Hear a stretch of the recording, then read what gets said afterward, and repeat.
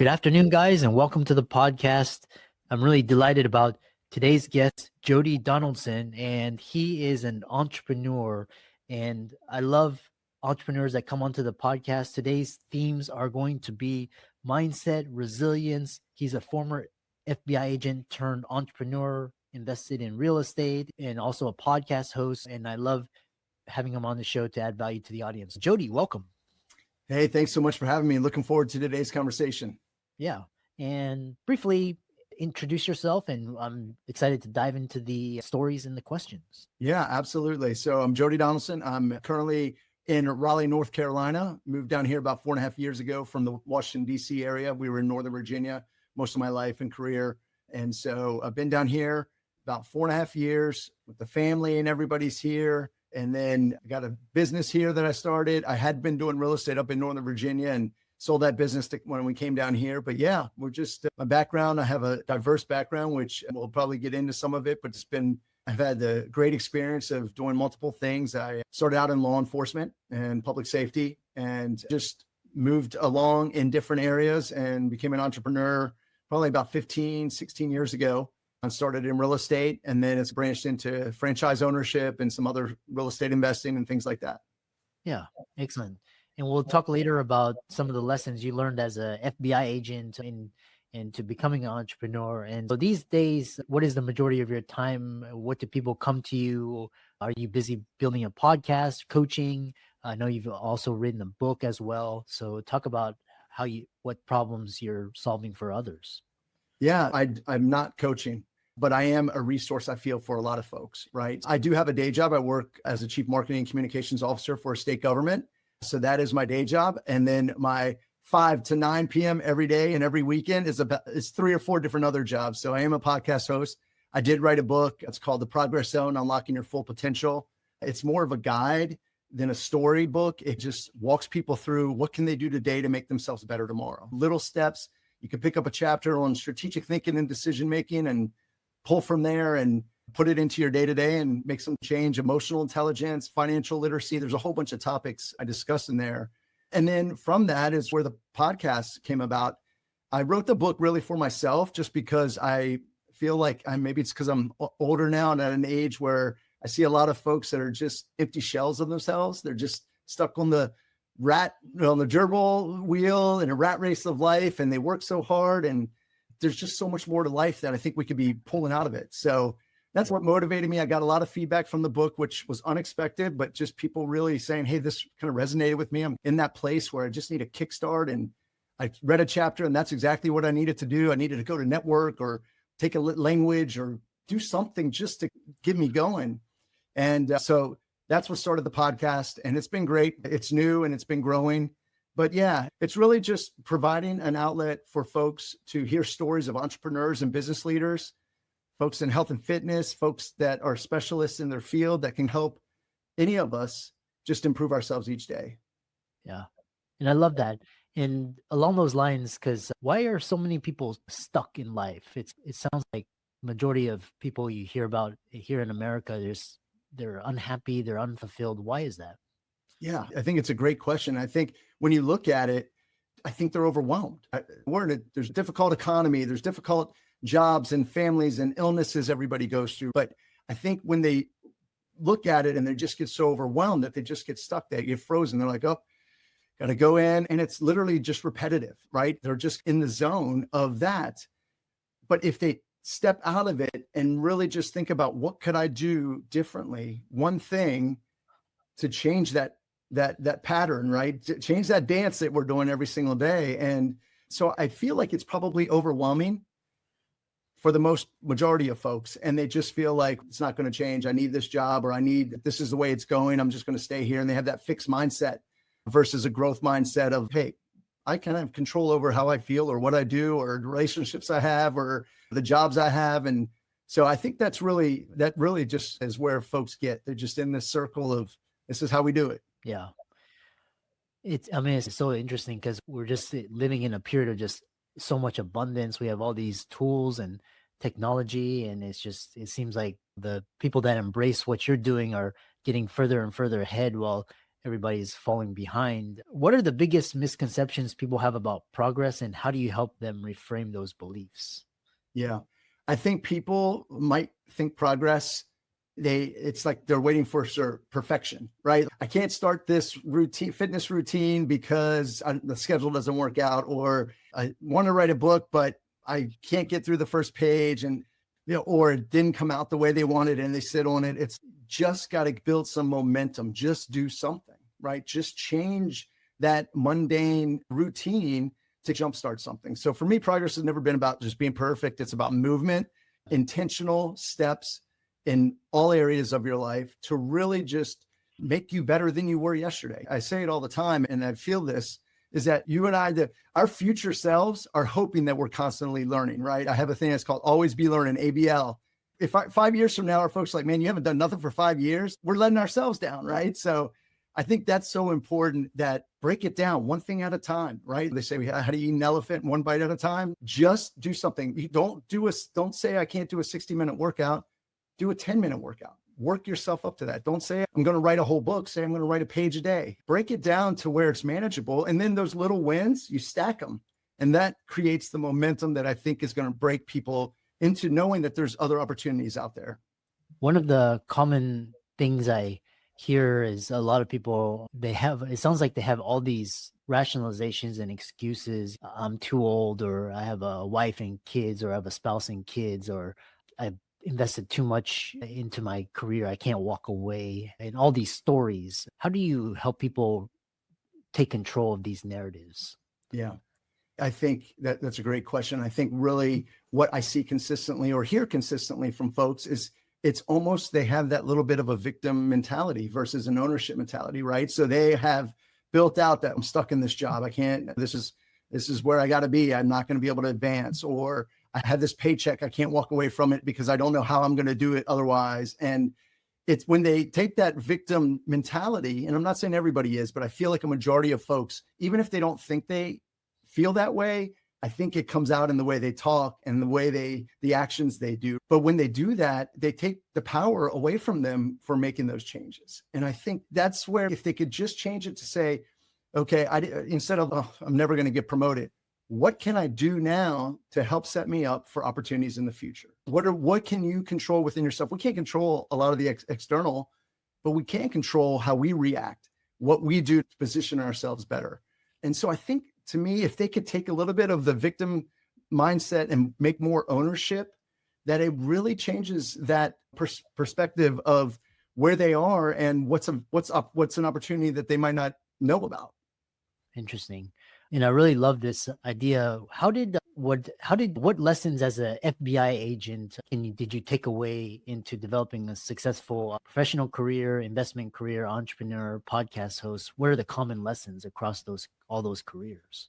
Yeah, my law enforcement background and being an FBI agent, it definitely taught me to be calm in tough conflict situations, right? So it creates that mindset of what I can control. How do I maintain composure in something that can be a super stressful environment? So I feel like that has served me well in everything I've done, especially being an entrepreneur and living off 100% commission for a bulk of my career, to be able to motivate team members and things like that to help keep a business going when you don't know. And there's a lot of things thrown at you. So I think some of that resiliency I learned in the law enforcement realm and being structured has really served me along. And I think it's a mixture of the right people, the right purpose, and just communication and really building relationships. I think relationships have been a huge part of that.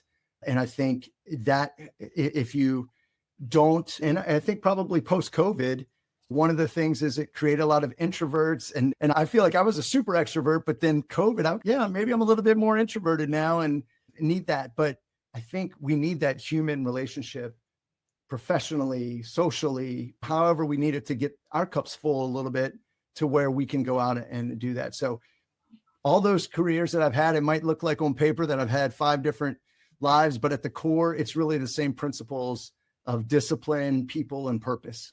I love that. A lot of the audience listening to this podcast, they come from high income backgrounds, doctor, lawyer, dentist, and A lot of them love what they do, but a lot of them just, they were fulfilling a parent or a spouse's desires, and now they want to become an entrepreneur. How do you handle this thing where you're making like high six figures and all of a sudden you go to unpredictable paychecks, and like you're struggling and you're making maybe a tenth of what you were doing? How do you help people reconcile this significant change? Yeah.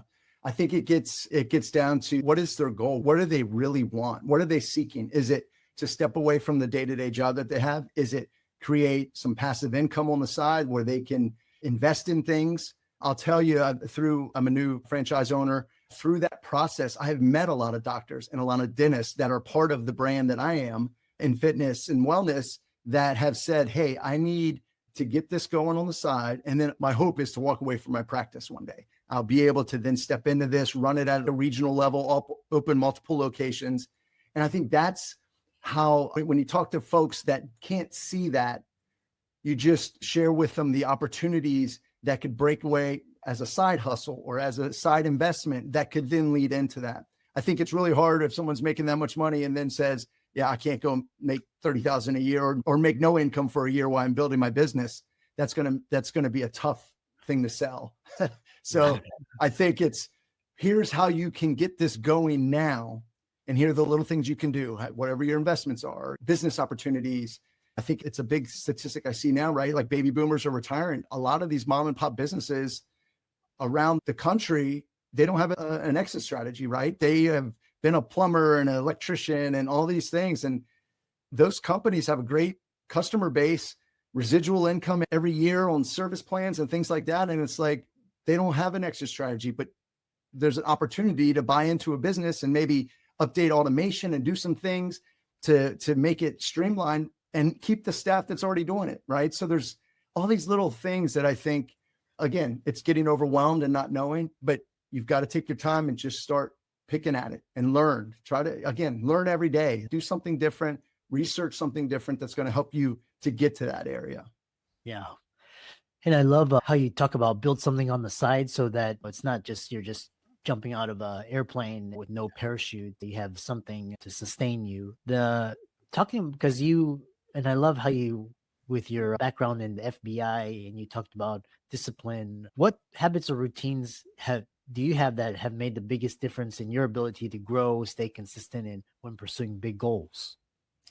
Yeah, I think I'm a pretty disciplined person. So I do have my own I get up early, I work out, I get movement in, I jump in the infrared sauna, do my sauna time, and it's my meditation time, take a shower, turn to cold at the end. I haven't gotten to the point of cold plunging yet, but I do turn the shower cold so I can get woken up and really going, and really try not to get into my phone that early, because as soon as if you wake up and you hear a ding or you look at it and you see all these inbox emails, you're like, and then it sucks you in. So you're not able to get into your routine. So I'm a very routine, disciplined person. That's just me. It's worked for me. I do like to work out. I know a lot of people don't like working out, but to me, it's my Prozac and mental health. Like I need it.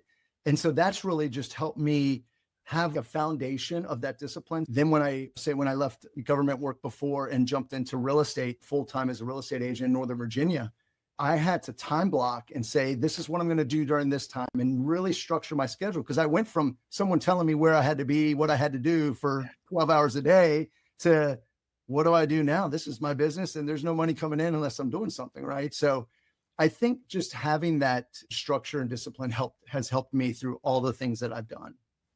I love that. If someone listening to this feels stuck in their career, health, what's one action they can take today to start moving forward, gain some momentum? Yeah, just do something, right? Like I know that sounds so simple, but really, what is it if you are feeling overwhelmed or stuck where you are? What is the heaviest thing on you right now? Is it your job? Is it your relationship situation? Is it your location where you live? Like, what is it that's wearing on you so much? And then start with that. What can I do to change that? And if you don't know, listen to great resource podcasts and people that can help guide you to say, listen, here's one thing that you can do this way. And I think, again, it's just breaking it down and creating some movement no matter what, so that you can get that momentum and really get it going. Because I think that builds, that momentum builds, and that consistency, those wins, when you stack them, it really makes a difference. And I think if you can break it down and make little wins, that also builds that self-confidence and says, okay, maybe this isn't so bad, and maybe I can do this. And then it just goes from there, I think. Yeah, I love that. And as a final parting word, what is your overall vision? Because it sounds like you're building a lot of income, building a business to impact others. So how can people connect with you and find you as a resource? Yeah. So folks can connect with me. They can listen in the podcast. I'd love for them to give it a listen and subscribe. It's the Progress Zone podcast on all socials.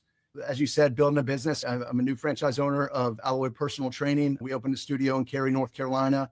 It's small group personal training. It's one of those things where I wanted to be able to build a community of like-minded folks and create an outlet for folks that do not like big box gyms or intimidated, or they've had life in the way of jobs and kids and things, and they haven't made themselves a priority for 30 years, and now they're getting back into it.